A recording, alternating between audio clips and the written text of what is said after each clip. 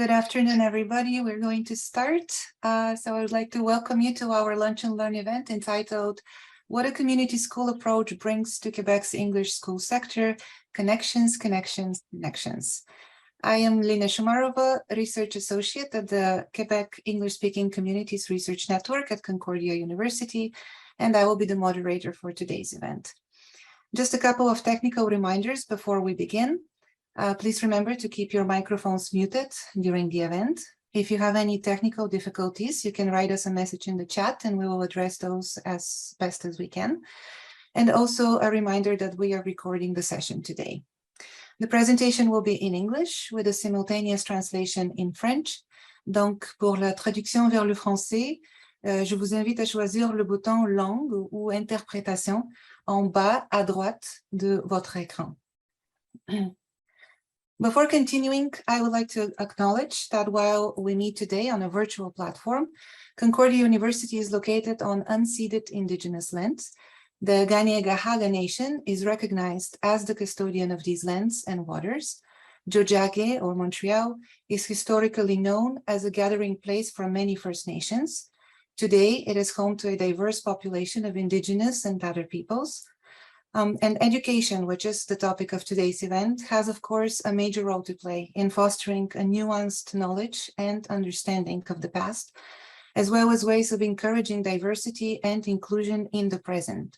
So I encourage all of us, educators, researchers, and educational professionals more broadly, to reflect on the ways in which we can work in collaboration with Indigenous communities to form mutual and ongoing relationships that respect the continued connections with the past, the present, and the future. I'm also happy to announce that today's event is the first in a series of activities as part of a new project that QUESCREN is undertaking, and which is entitled IELT Impact. IELT, or the Interlevel Educational Table, was founded by QUESCREN in 2017 with the mission to support the English language education ecosystem in the province through research, knowledge mobilization, and educational activities. With the IELT Impact Project, we would like to amplify that mission by providing more opportunities for the dissemination of research and knowledge on English education in Quebec. The project is just starting, so stay tuned for further announcements about upcoming activities. And to know more about IELT, the Interlevel Educational Table, there is a link in the chat that you can follow. The IELT Impact Project, as well as this event, is made possible through the financial support of the Department of Canadian Heritage. QUESCREN also receives funding from the Secrétariat aux relations avec les Québécois d'expression anglaise, the Canadian Institute for Research on Linguistic Minorities, and Concordia University. And now I would like to invite Mr. Willem Flock, who I believe is with us today, who is Assistant Secretary at the Secrétariat, to say a few opening remarks. Mr. Flock? Yes, thank you, Lina. I'm having trouble with my camera today, so I apologize, but can you hear me okay? Yes.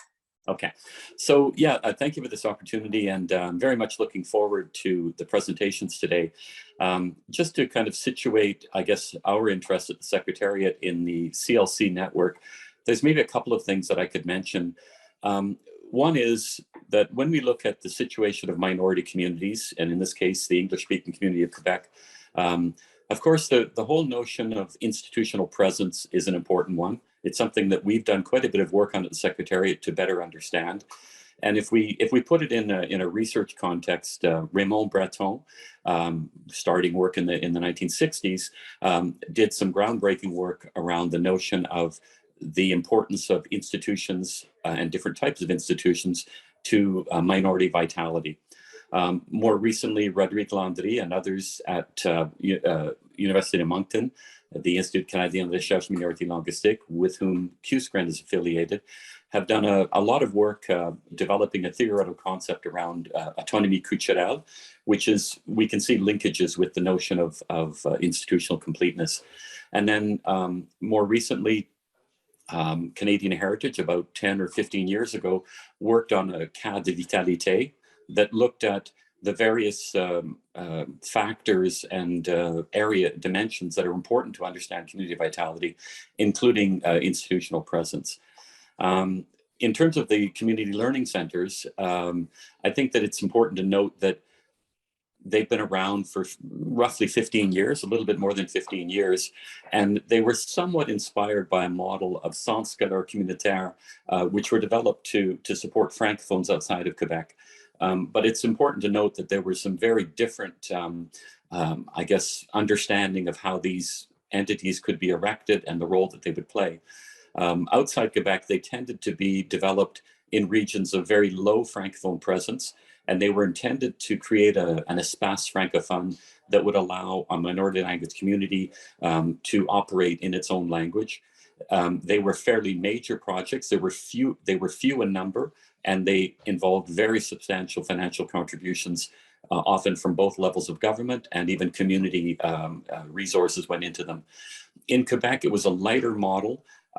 We saw many more instances very quickly, and I think the original rollout in 2006, there were 15, but now we're, if I understand correctly from the team at Learn, there's actually 90 points of service, so that's really quite impressive in terms of the presence. So in terms of, again, why we at the Secretariat find the CLCs an interesting way of working and way of supporting communities, it's important to note that when we look across the regions of Quebec, there's an extremely variable presence of institutions. For example, most regions do not have a minority language media outlet, no newspaper, no community radio. Most regions don't have a post-secondary institution. Most regions, or a number of regions, don't have municipalities or health establishments that are affiliated with the English-speaking community. That is, they're recognized under the Charter of the French language. So from that perspective, what we would understand is that in many, many regions, it's really the schools that are the institutional presence for the minority language English-speaking community. Of course, over time, through Canadian Heritage funding, through Health Canada funding, and now more recently through our own funding program, community capacity is being supported. For example, the network of wellness centers, the network of what we call enhancing regional community capacity organizations, Health Canada's network of what they call NPIs, networking and partnership initiatives. So I guess, you know, from our point of view, what we would see is that all of those various kinds of institutions and organizations can be seen to play an important role in delivering services, in providing leadership opportunities, and essentially acting as institutional supports to community vitality.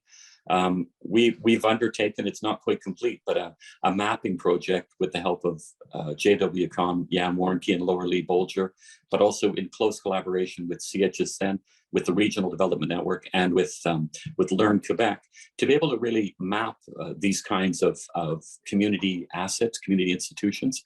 And we're obviously, and I think that the participation on today's call is very interesting, because we have a lot of people from the education sector, but also many representatives from the community sector. And I would say that one of our goals is to encourage interaction between those different sectors, so that we can maximize the benefits for communities on the ground, that we don't work in silos, that we have the intersectoral interaction and collaboration. I would maybe just also like to just close by saying that with regard to the Learn Quebec and the CLCs, we've also been very pleased through their participation in a project that helped build a sense of belonging. So we funded for the last 3 years a network of organizations, Youth for Youth Quebec, Seniors Action Quebec, the Black Community Resource Center, English Language Arts Network, Quebec Anglophone Heritage Network, more recently Blue Metropolis, and also importantly Learn Quebec and its network of CLCs, under the kind of coordination administration of QUESCREN, and we've been very, very appreciative of the work done there.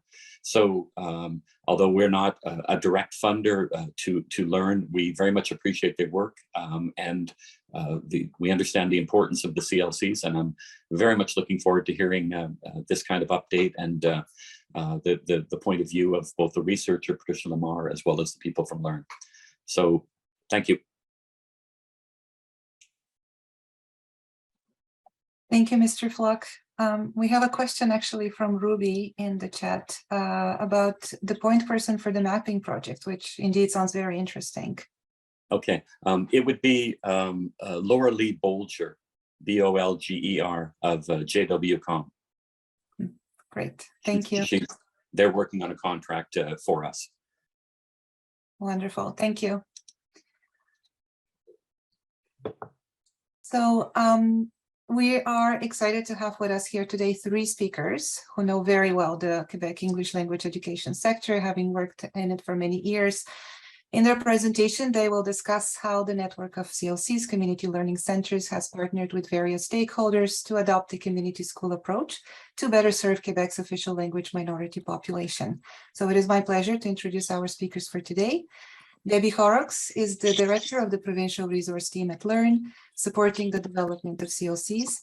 He has a bachelor's degree from Concordia University and has worked for more than 20 years in community development with the English linguistic minority community in Quebec. She was a commissioner with the Riverside School Board for 18 years and is the past president of the Quebec English School Boards Association and Seniors Action Quebec. She's also a member of QUESCREN's interlevel educational table. Patricia Lamarre is a full professor at the Faculty of Education at the Université de Montréal. Her areas of expertise are situated in urban sociolinguistics, language practices among youth, and bilingualism, plurilingualism. She has followed the evolution of the English school system in Quebec after the Quiet Revolution. Her publications can be found in academic journals, such as International Journal of the Sociology of Language, Canadian Ethnic Studies, Langue et Société, and Francophonie d'Amérique. Ben Loomer is a member of LEARN's provincial resource team. Previously, he taught social sciences and English language arts in Montreal, English as a second language on Île-de-la-Madeleine, and in Japan. In 2013, he had the pleasure of providing introductory remarks for Dr. David Suzuki at Le Mood Montréal, a festival of unexpected Jewish learning, arts, and culture. He has a bachelor degree in political science from the University of Alberta, a Bachelor of Education from University of Toronto, and a Master's in Education Leadership from McGill University. So I now leave the microphone to our 3 presenters. Thank you, Lena, and thank you, Bill, for the kind words. Hello, everyone. I want to thank you all for joining us today. I'm guessing that there's probably some of you out in the audience there who have heard of CLCs, or maybe not, but still ask, what is a CLC? What do they do? Well, today, Patricia, Ben, and myself are going to help clarify the value and impact the community school approach brings to Quebec's English education sector. Back in 2005, the Ministry of Education supported the concept of community schools and determined that they must be rooted in the communities that they service. They recognized then the obligation of the whole community to ensure that our youth have the tools and resources they needed to be successful, contributing members of the English-speaking community. When we started in 2006, there were 15 community learning centers, and they were essentially rooms in a school that had video conferencing equipment. And believe me, that was a big deal at the time. But the intention was always that the schools become hubs where the education community and the English-speaking community would come together. When they were created, CLCs were given a double mandate. One, to foster improved academic performance by bringing support to the educational mandate of schools, in particular through improving school climate and student engagement. And 2, to promote the language, culture, and vitality of the English-speaking community by broadening the mandate of schools and helping them become those hubs in their communities. Funding for the CLC initiative comes from Canadian Heritage for official minority language education through Quebec's Ministry of Education. CLC management belongs to the individual school boards, and they're supported by LEARN's provincial resource team. Each community learning center has a community development agent, or as we call them, CDAs. And we like to think of them as community connectors. And they have one foot in the school and one foot in the community. For 16 years now, CLCs have been quietly developing school community partnerships to better serve students and families in our English schools. The CLC model has evolved over time, and it's no longer the room with the video conferencing equipment, but it's seen as a school improvement strategy that connects education and community development, connects people with the services and supports they need. The network, as Bill said, the network has now grown to more than 90 schools and adult education centers, most of which are located in low socioeconomic communities with high needs.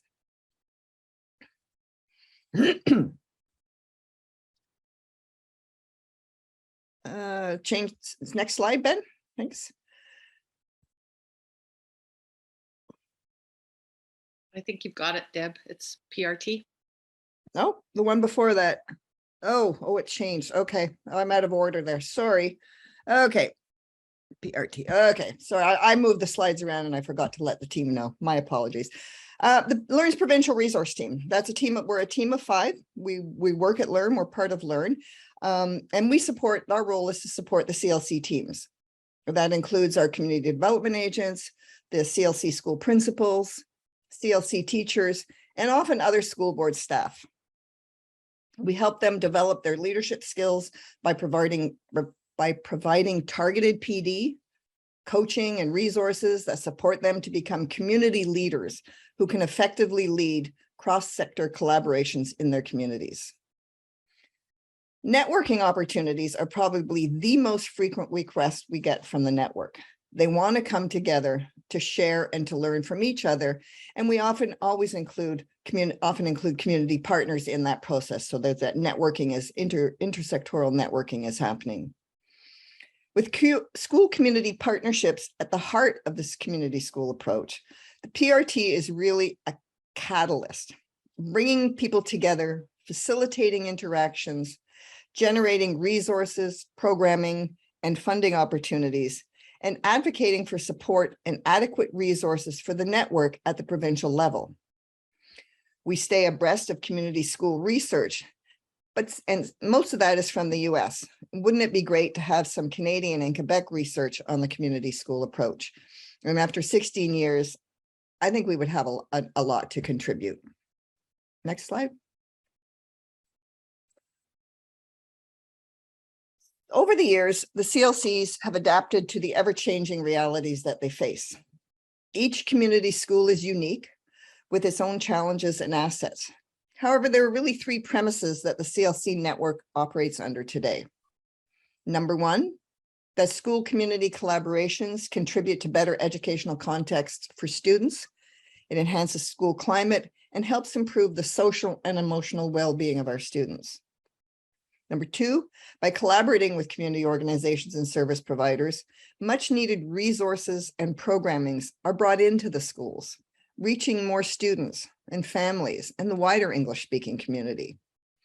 Community development agents participate on local development tables, les tables de concertation.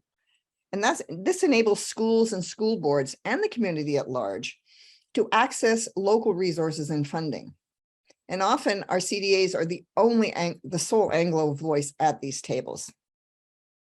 And the third premise is that healthy, vital schools contribute to healthy, vital communities.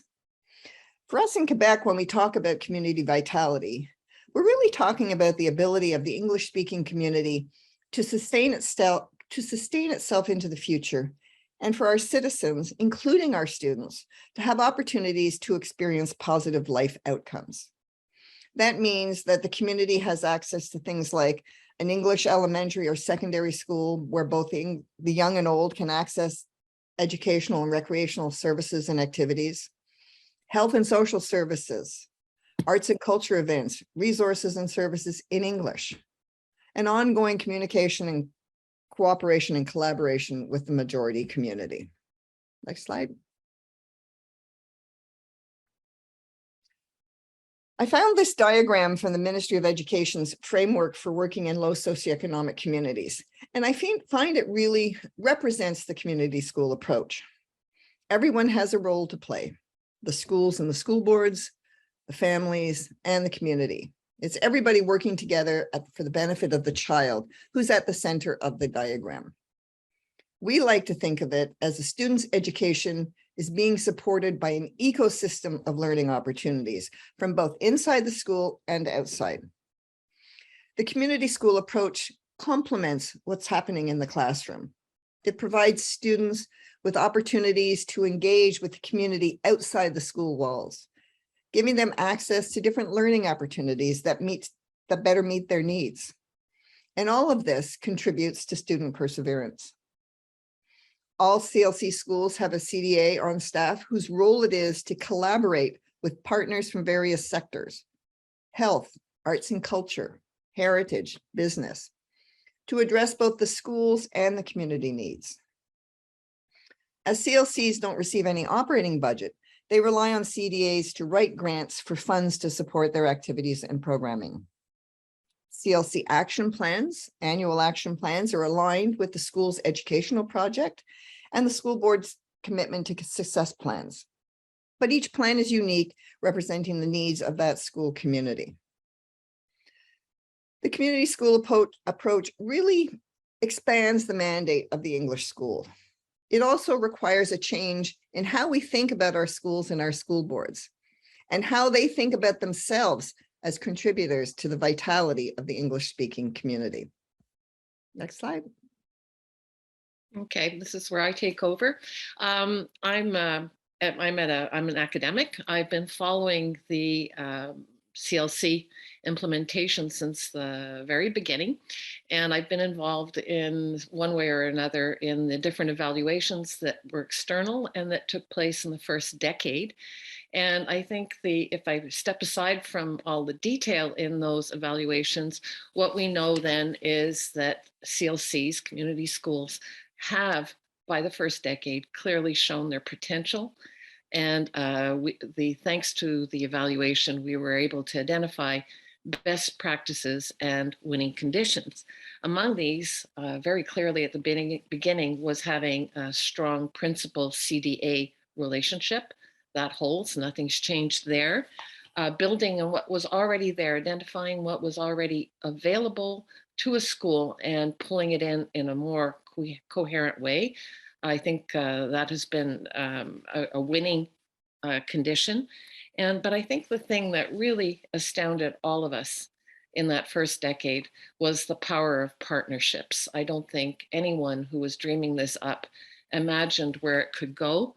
Thanks to the PRT's effort at structuring partnerships and then down to the schools, what we see then is an incredible joining of forces where there was nothing like that within the English school sector or even within the English community. It was part of that change that I see happening in the Anglo minority here in Quebec, joining of forces. And by joining forces with partners, what did schools win? Well, greater access to programs, activities, resources. And these were win-win partnerships. They were good for the other side of the partnership, the people that were providing services and activities and could reach the target populations that were difficult to get to. So what emerged over time were two major partners in that first decade, CHSSN, and Ben's going to give some examples in a bit, and ELAN. And what we also saw in that first decade was that community schools can contribute to school climate, student engagement, and stronger relationships between families and schools. What also emerged by the end of that first decade, and it's been mentioned now, is that it's not a model, it's not a place, it's an approach. And the more integrated the CLC approach is into the school, the more positive outcomes can be found. It requires a shift, however, in how we think about research on community schools. We need to assess schools that have a CLC approach and not CLCs as separate entities. So this means from here on a very different perspective on how we do research. It means shared success, shared positive outcomes. What we also learn then is the enabling potential of CLC approach. Supporting schools is no longer the sole responsibility of schools and school boards. And I think this is part of a larger trend, as Debbie mentioned, present in Canada and in America. And we have our own initiative here. This was recognized by the Quebec Ministry of Education. They do want schools to be anchored in their communities. And I think as each year goes by and the challenges of modern society become clearer and clearer, it's all the more relevant that schools not be left to deal with the education of students by themselves. What do students get from this type of approach is amazing opportunities to engage with resources in the broader community, resources and opportunities that are brought in through partnerships, and a much richer learning experience. And all of this, of course, in its own way, contributes to student success and perseverance. All the more relevant in our official language minority communities with a declining student population, which hits hard and leads to declining resources. So partnerships are the key, in my opinion, to the future. So now I want to speak more specifically about the different school community partnerships that the provincial resource team has been key in building up. And we'll be looking at kind of a regional level and then the local level as well. So first, starting off by saying, it's been really important, the work that the CLC approach has embarked upon in terms of developing these intersectoral school community partnerships. So as we can see on this image here, we have lots of the major players that work within the minority English speaking community. And it's been a great joy to work with them on different projects and just helping bring their mandates to different youth and families and communities all across the province.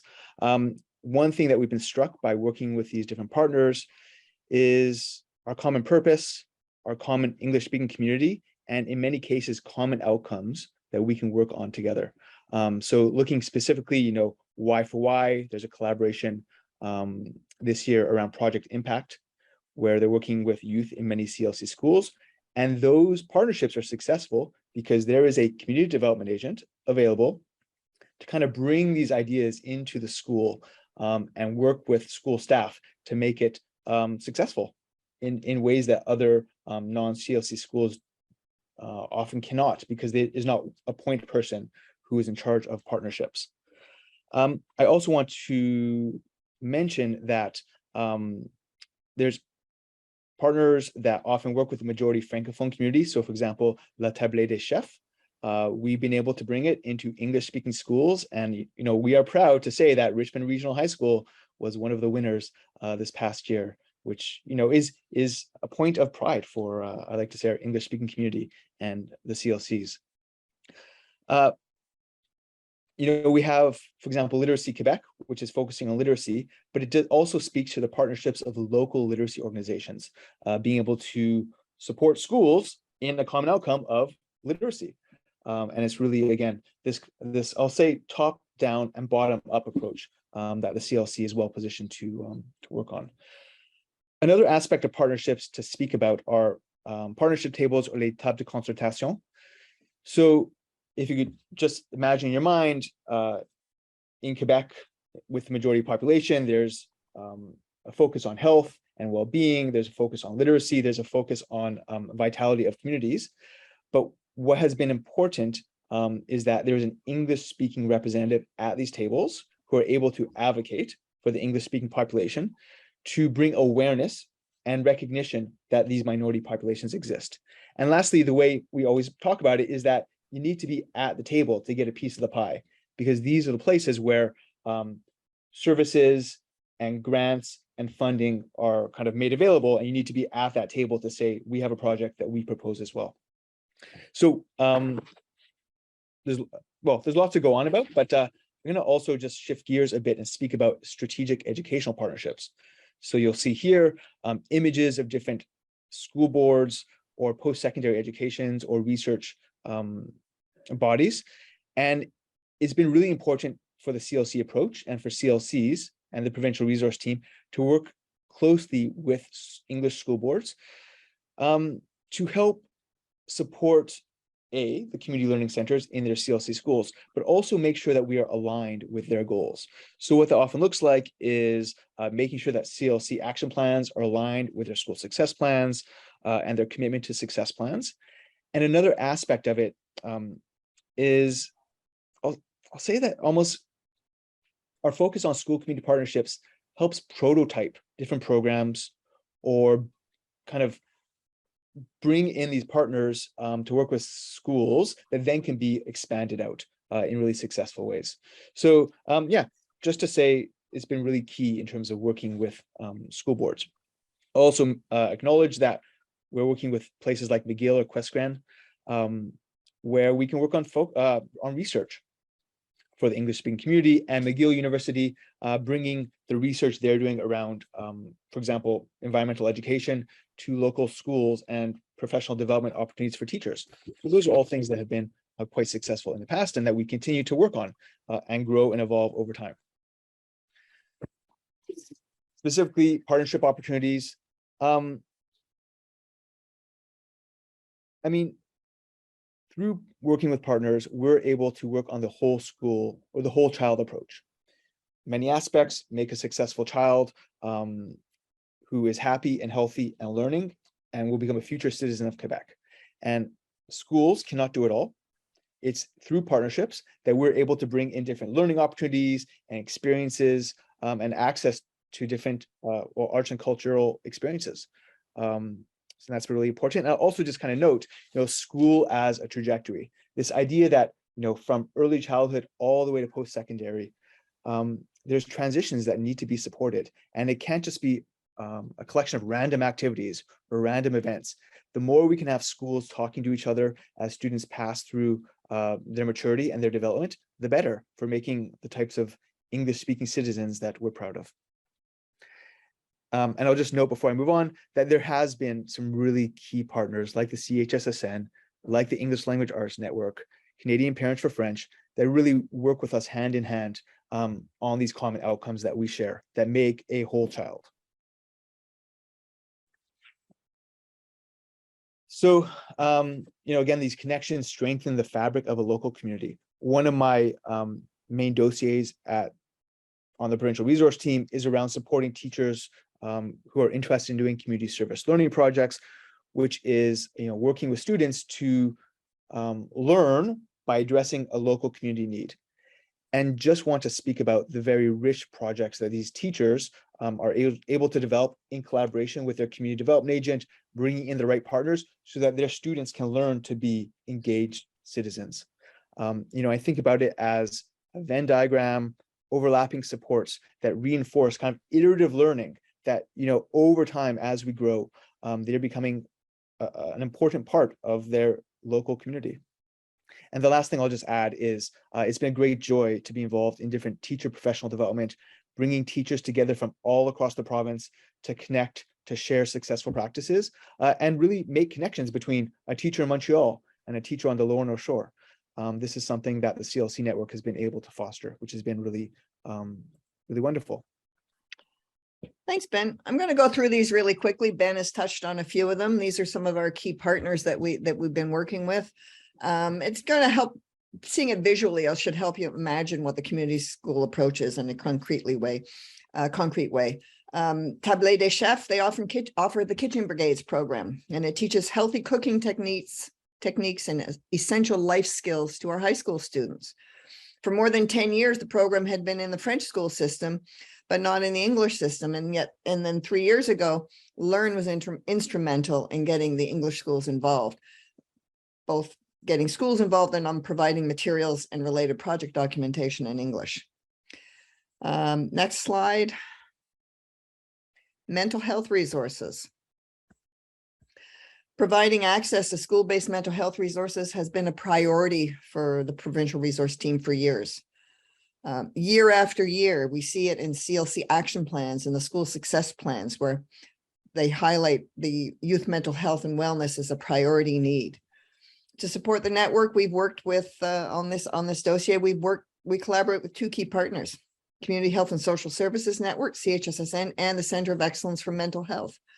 They've enabled Learn to offer funding, training, and resources for our schools to implement programming and activities that focus on improving the mental health of staff, students, and families.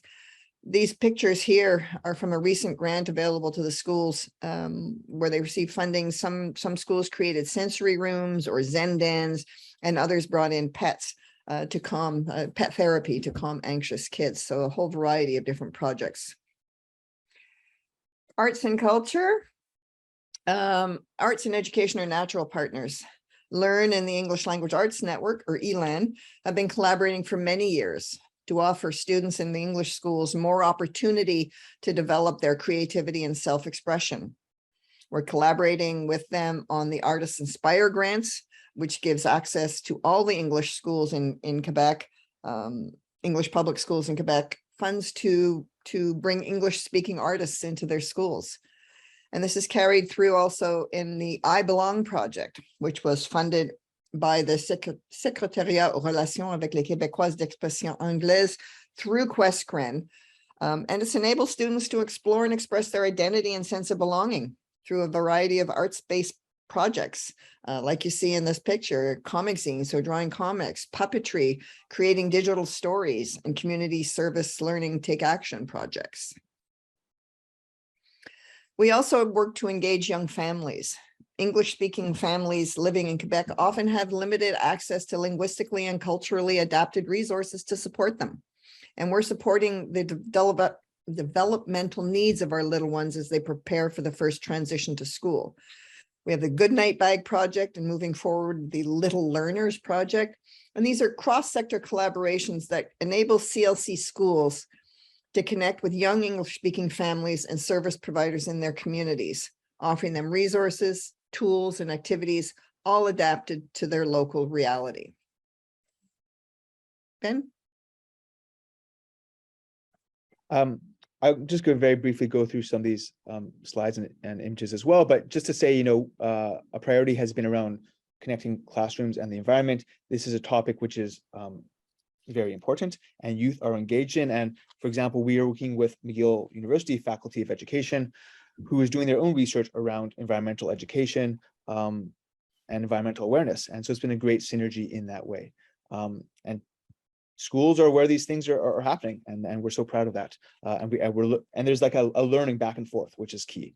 Intergenerational learning opportunities, again, different, connecting with seniors. And this is the key work of a community development agent that has these relationships and can bring them into the classroom. As mentioned at the beginning, I used to be a classroom teacher.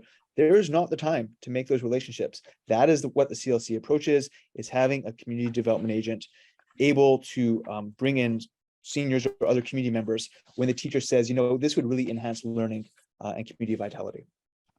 We've also been working on community education for reconciliation. This is key in terms of the equity, diversity, and inclusion of English-speaking minority groups in Quebec, but also allows CLC to be a player in making sure that the Truth and Reconciliations calls to action can be implemented in Quebec and specifically in the English-speaking community. CDAs are so important for making those relationships.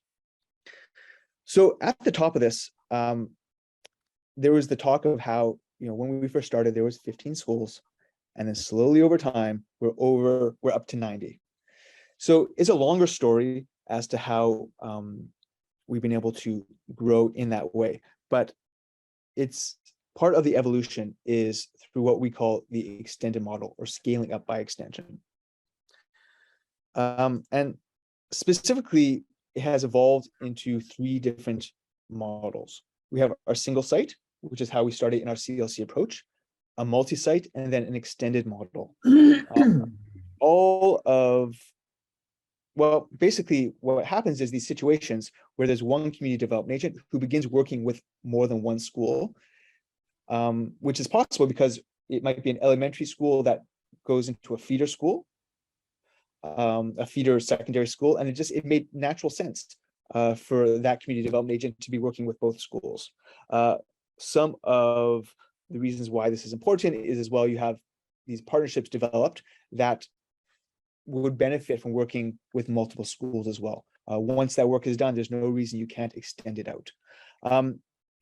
In many instances, well, basically, I'll say the provincial resource team has had to develop frameworks and tools to support community development agents, school boards, and principals to make this successful. It doesn't happen by itself, and the role of our provincial resource team has been key in helping these multi-site or extended models be successful.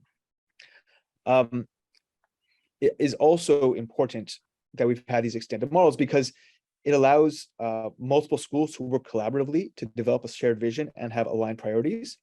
Community development agents have increased leverage in their networking with partners because they can say, I work with all the schools in our community, which is really important.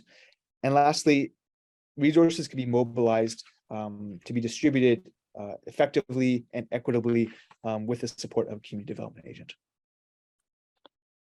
We're quickly running out of time. I think we're past time. I'm going to run through this very quickly. I have one last thing to say, and it's really about revitalizing our schools post-pandemic.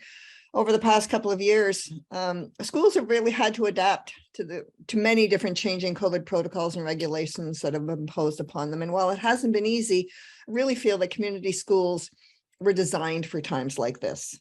When a school makes strong links with its community, the assets and resources of that community become available to the school and their families. And by leveraging those partnerships, CLC schools have nurtured over the years, they were able to support communities in these unprecedented times. I guess moving forward, I see the community school approach as an opportunity to explore what the changing needs of schools, of students, and their families will be post-pandemic. And schools and communities really must work collaboratively to see sustainable and impactful change. Okay, well, I think since we're running out of time, I'm going to go quite quickly. What we did see with the extended model by moving from a CDA in charge of one school to a CDA working with a school board and taking on many more schools is a growth in numbers, which is quite surprising since 2015. There is an excellent report available if you're interested in knowing more about this extended model, which I would call a school board community approach. I think extended model catches part of it, but what I also see as somebody who's working from the outside trying to understand where CLCs are going is greater school board investment and buy-in thanks to this approach and a greater use of entente funding. CDA now is working with more schools. The role of the CDA definitely becomes one of making connections and not being in charge of providing activities. They need to find funds and volunteers for that kind of thing. But I think this is a quite surprising development, and there is a good report. I'm going to move to the next slide. That was right, slide 25, thank you. Slide 25, got it, good, here, thank you. In 2015 was the last time I worked closely with the CLCs and PRT. In 2020, I felt the need to go back and get an update. QUESCREN supported me in this, and there is a little report coming out before Christmas. It'll be available in French and in English from what I've understood. And we'll talk to QUESCREN at the end and see how it can be made available to people that are interested that are here today.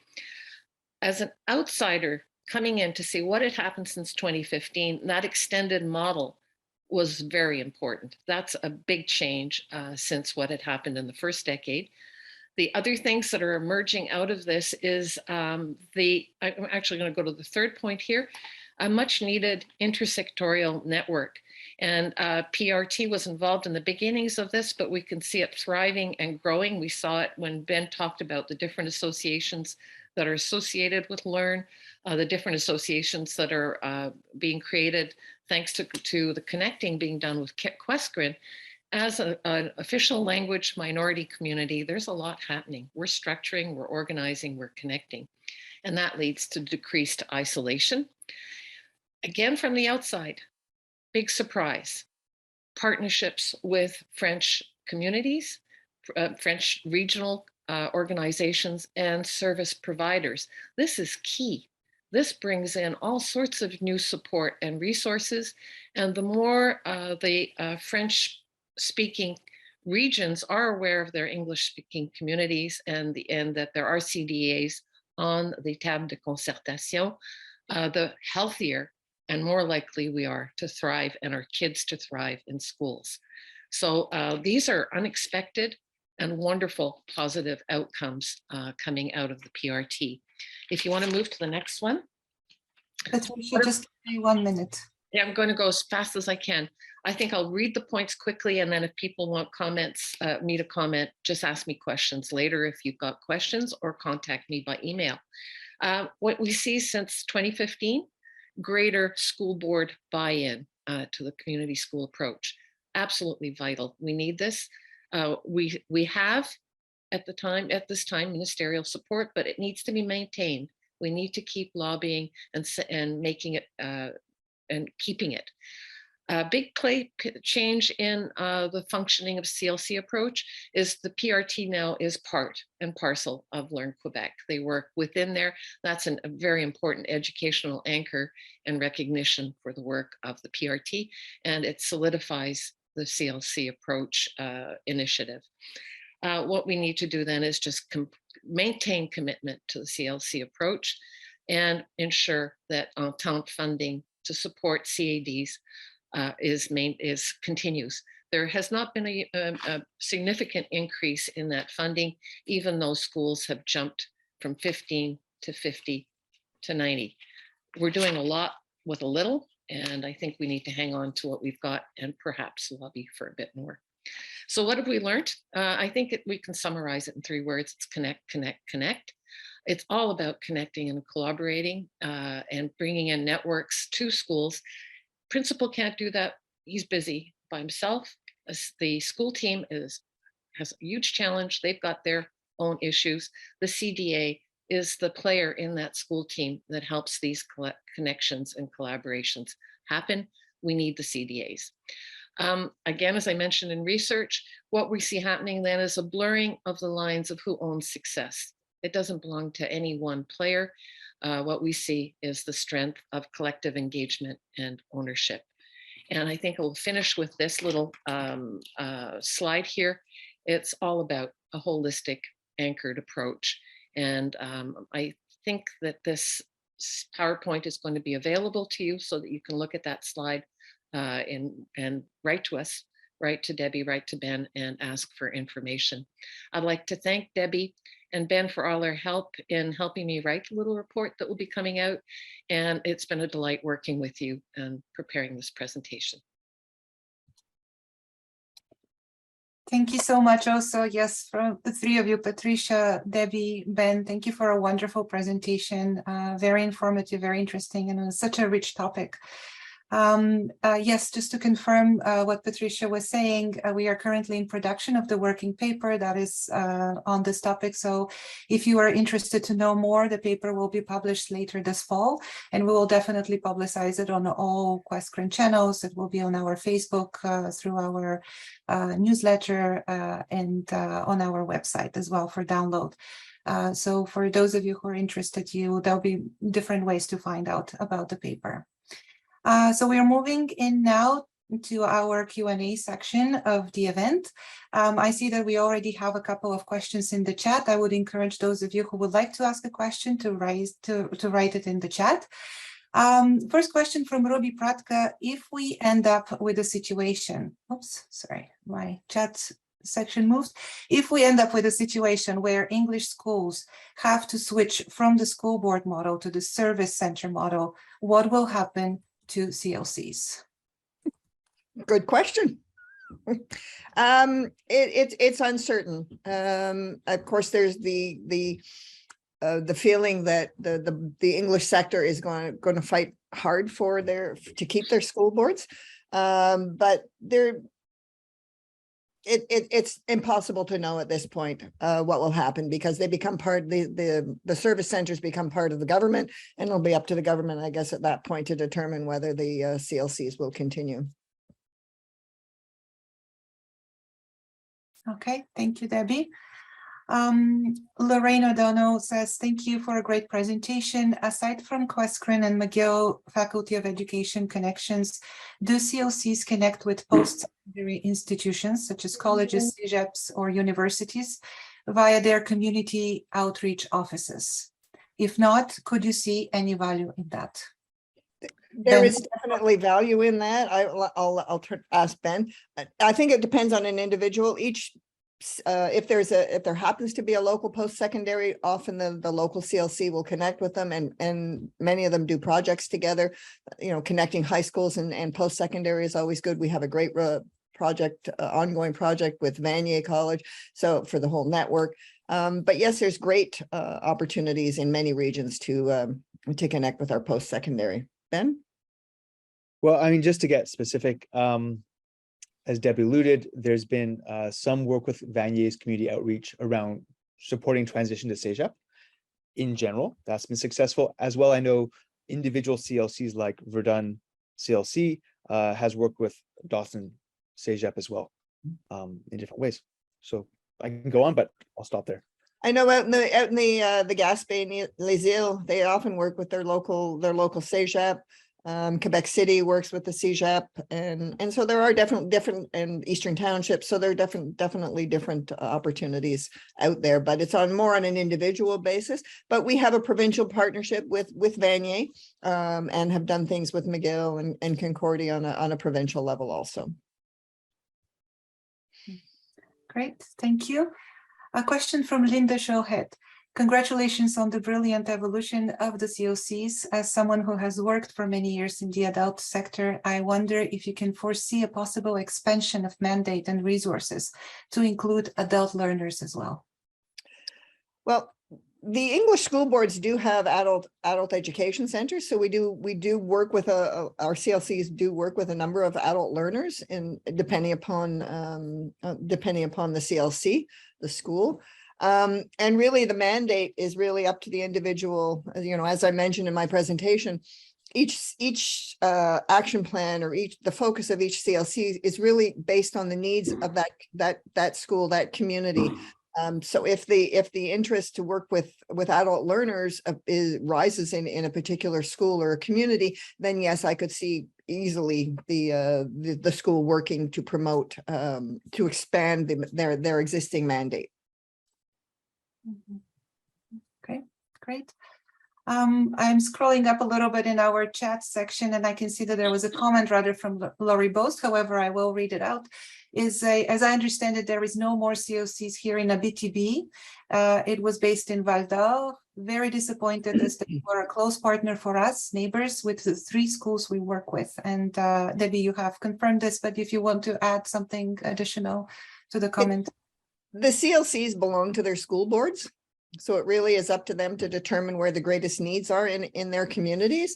And at this time, Western Quebec felt that they had put some effort into the Abitibi area, but felt there was greater need in the Gatineau area, and they reallocated the funding to Erdley School. So it's a brand new CLC. We've had 2 brand new CLCs over the past couple of years, but yes, sadly, Laurie, that leaves a void in the Abitibi region. Mm-hmm. I also see a couple of questions about the sharing of the presentation. Just want to confirm with our speakers today that would be done. Yes, we can send it. Okay, great, perfect. I can ask a question, maybe a research question to Patricia, actually. In your research, have you observed an increased interest in the community school model beyond Quebec? So maybe in other parts of Canada or maybe in the US, and especially in the pandemic. Is it a considered valuable education? Yes, yeah. That question would be actually better for Debbie, who follows the community schools around North America. Sure. Yeah, I mean, there's a lot of research out there, but as I indicated, there's very little that applies to Canadian or Quebec community school approach. We had tried a few years ago to garner some interest from across Canada and try to actually, Patricia and I were working with a group of researchers and people from across the country to explore what community schooling looked like in other provinces. And then COVID hit and sort of everything just sort of fell apart and focus went on different areas. But it's certainly, I would think that an area that I would like to see more interest in, more work on is more research on the community school approach. Yeah, and maybe put the word out there for people that are starting doctorates or researchers that are starting their careers, that there is this marvelous opportunity to get into a school setting and look at something that's new, innovative, and very local, and very specific in some ways to official language minority community. So there's career opportunities for research as well. And I think that needs to be put out there in a big way at McGill and Concordia, that we should be supporting research this way. One of the hardest things as a researcher is to actually get access to a school. It's a very difficult process. And here again, thanks to connections and collaborations, it's the only time I've really enjoyed working with schools, because it didn't take 18 months to get in. And it was facilitated by the fact that there was a community school approach and that I was invited in rather than asking to come in. Marvelous opportunity for research. Most of the research out of the States comes from the Institute for Educational Leadership and the Coalition for Community Schools. Those are the two big organizations out of the States that support community schools and do. And Debbie, I'll just maybe mention anecdotally, a few years ago, members of the provincial research team had the opportunity to go to a Coalition of Community Schools conference. And when we gave presentations either on minority languages or on the CLC approach in Quebec or on education for reconciliation, they were all very well attended. And there was great interest in kind of this model that we're developing on our own. And it is a different model than exists in the States, because the States usually have, their community schools usually have a primary funder, either what we call Human United Way or a large funding body, a foundation or something that actually hires the staff in the schools. We chose a different way in Quebec, and to center them in the schools, to make them closer to the communities that need the resources. Wonderful. Thank you. Thank you all. I don't see any further questions in the chat. I know that Mr. William Flock wanted to share a little bit more information about the institutional mapping project, so I can invite him to either do that in the chat, send a link in the chat, or maybe unmute himself very briefly. We have 1 minute, Mr. Flock.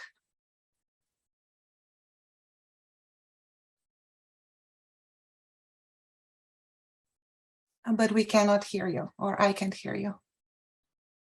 No. Okay. Can you hear me now? Sorry. Yes. And now I had up on the screen the map. Let me just, okay. So yeah, thank you. And I know that Ruby and perhaps others are interested. I'm going to show you very quickly 2 snippets of a kind of a more major mapping project. So this one, you can see there's information fed in by CHSN, Learn Quebec, and the Regional Development Network. And this essentially is a picture as of 1979 in terms of, say, community capacity. So at that time, with the organizations, and again, it's somewhat selective, I won't go into the whole logic of it, but we would have had a group Agape in Laval, townshippers in the Eastern Townships, and CASA in the Gaspé. And those were essentially the only organizations that are still operating that were working for community development for English-speaking Quebecers. When we sort of leap ahead to what's projected for the end of this fiscal year, we can see that, you know, the range of the red triangle, the wellness centers that CHSN is coordinating, the yellow circles are the community learning centers, 90 points of service, and then the kind of more generalist community organizations, the green square. So we get a sense that from, you know, sometimes we feel like it's still an uphill struggle. It is, but there are many more community resources on the ground. And I guess right now, 3 important streams of funding, 4, you could say, the Canada-Quebec Agreement for Education, our own Secrétariat, and then Health Canada, and also Canadian Heritage continues to support some of these organizations. But I think that what this gives us is potential. That, you know, the before picture with very little community capacity, you didn't really have, you know, a potential to see problems solved or attacked. Now I think there's much more of that. The other thing I'll just show very quickly, and this is the one that is, and I thank Debbie Horrocks for this, who on the day she was leaving for vacation, worked hard to pull the data set together that then Laura Lee was able to work with. So here we can see the different kinds of school board by school board, the current sites, the year they came into effect, and the model of the CLC that's being used. This still needs to be finalized, validated, but it'll be a document that we'll make available. And it's done, you know, kind of school board by school board. It's going to take a minute to draw, I guess. Apologize for that. But it also then gives us a bit of a sense of where there are schools, the black dots, that are perhaps not yet served by this kind of innovative approach. So anyway, I just wanted to say that that's, I think, a nice collaborative research project between our Secretariat and those three networks.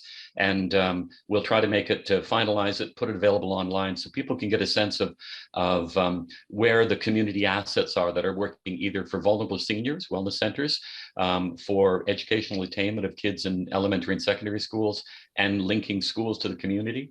And then, of course, the more general community development through the generalist regional associations. But I think we can certainly take note that there's a lot more presence than there was 10 years ago, than there was 20 years ago, than was 30 years ago. And I think encouraging these various networks to interact and to partner both with each other and with the Francophone milieu, as we heard about today, it's a very important part of the work going forward. So thanks for that little 2-minute opportunity, Lena. Of course. Thank you, Mr. Flo. This is a very good way to end our event for today. And of course, I would like to thank again all our speakers and all the participants for attending.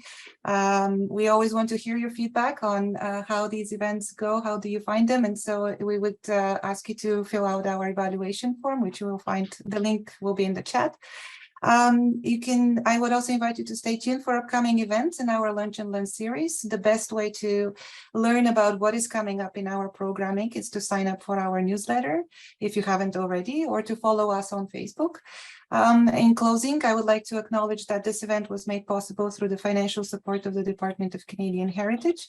And I would also like to thank my colleague Anna Hunt for her technical assistance today, as well as our Zoom tech manager, Alexandra Hayden, and our translator, Sheena Bless. Thank you again for being here. We wish you all a great day and see you next time.